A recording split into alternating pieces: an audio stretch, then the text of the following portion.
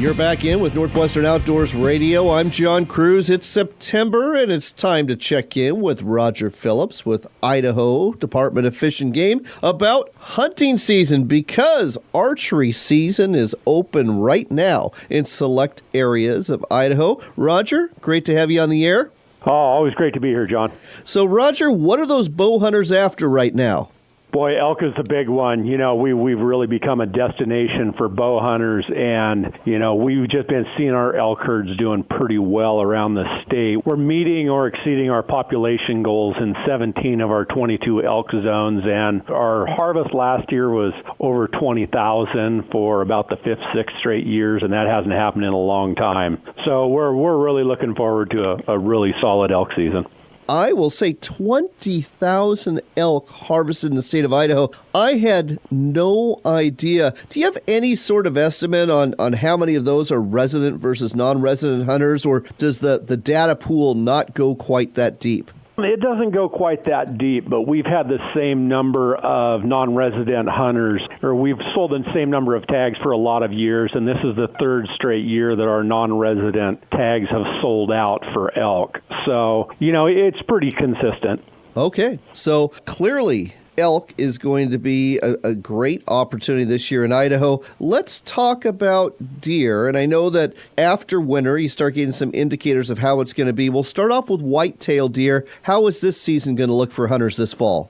It should look really good, because this is another animal that has just been chugging along. We had a record harvest back about 4 years ago, and our 2018 harvest was the fifth best of all time. And we see no indications that we've taken any kind of a hit in our whitetail herds. We do track them a little bit during winter. We had a little bit of winter mortality, but it sounds like that was in some of those areas where it was really congested with whitetails to start with. So overall, I just think we're going to see similar to last year, and last year was pretty good. We harvested 25,000 whitetails last year. Wow. Also very impressive. If you were to draw a line through the state of Idaho to differentiate a whitetail country versus mule deer country, is it easy enough to do that from a north-south basis, or not so easy to do that?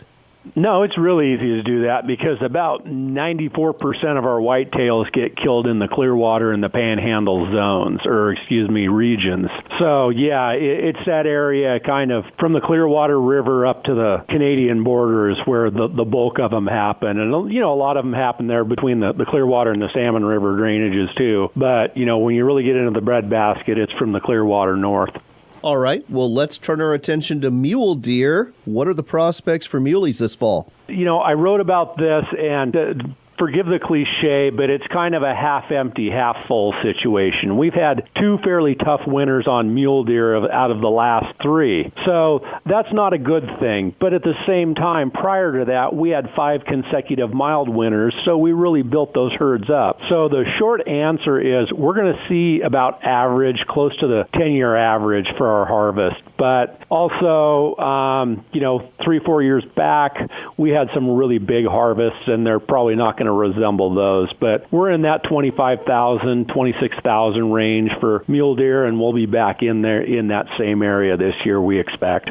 I don't know if you know this, whether you compare Idaho to other states, but when it comes to deer harvest for whitetail, for mule deer, and the elk harvest, how do you rank against your neighbors in Oregon, Washington, Montana, and Wyoming? Are you basically number one among all of them? You know, that's a really good question, and I don't really, because, I mean, it's such an apples to oranges comparison with each of them. And, you know, land mass and the type of animals that they have. Obviously, we don't have any blacktails over here compared to Oregon and Washington. And, you know, so it's just kind of we just kind of do what we do and don't concern ourselves too much with what our neighboring states are doing. Well, I'll tell you what, that was a very diplomatic answer, but I would also say you're doing something really good in the state of Idaho in terms of game management. If you have an average harvest of 25,000 whitetail, 25,000 mule deer, and 20,000 elk a year. I wanted to brag on one other thing that I didn't get a chance to mention, but at the same time, our overall hunter success for whitetails, right, 41.5%. For our mule deer, 31.1%, and for our elk is 23.5%. Wow. So That includes our general and controlled hunts. But it almost is something I don't want to know, because then if I don't get something, I go, man, I'm on the wrong end of that. But yeah, even when our herds are down a bit, we've had some really solid success rate in the recent years, and we're really proud of that. That's really good. What other opportunities are hunters looking forward to this fall, and what are some of the forecasts to go along with them in terms of big game?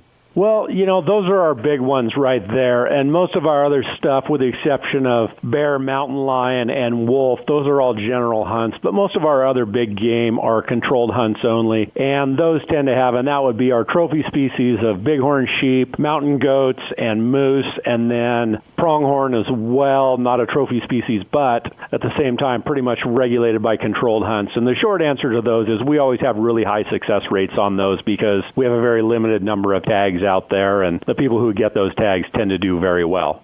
Okay, let's turn our attention to small game and to birds, whether it be upland birds like pheasant and chukar, or maybe even waterfowl. How are things looking there? It's all looking pretty good. We don't do as extensive surveying as we do for those, but they do tend to be pretty consistent, and it's very weather-driven, what kind of spring weather we had. And, we expect, decent to good chukar hunting, depending on where people are in the state. But, people who go to the same places and find birds are probably going to find birds again. And, of course, with waterfowl, we're pretty consistently a solid waterfowl state. We got a lot of Canada geese down here. We got a lot of ducks. So guys do pretty well. And when it comes to pheasant, is there a certain area of the state that stands out for pheasant hunters or not?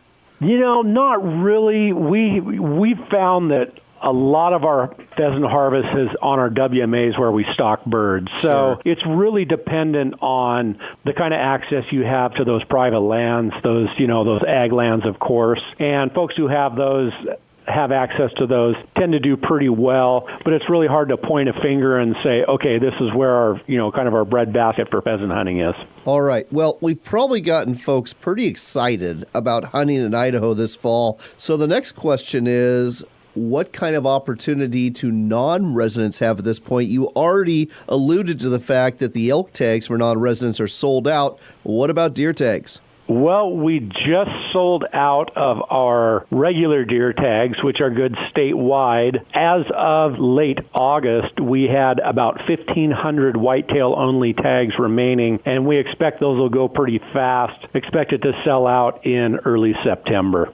Okay, so you better hurry, folks, if you want a whitetail tag, and it might already be too late. As for bird hunting, though, that's wide open. People can go in, get a non-resident license, and go bang away at ducks, chukar, or pheasant, or geese. Yep, absolutely. One other thing we should probably cover here is hunter's ed. There's probably some parents, some grandparents listening to the show want to take their kids out hunting. Is it too late to enroll in a hunter's ed class and go out hunting this year? No, it's not. And we've kind of set things up for folks who, want to take that last-minute class. We have an online course that they can take, and then they have to come to a field day. And we've got a bunch of those set up between now and hunting season. So they want to get in there and enroll fast, but at the same time, they can still get that hunting license.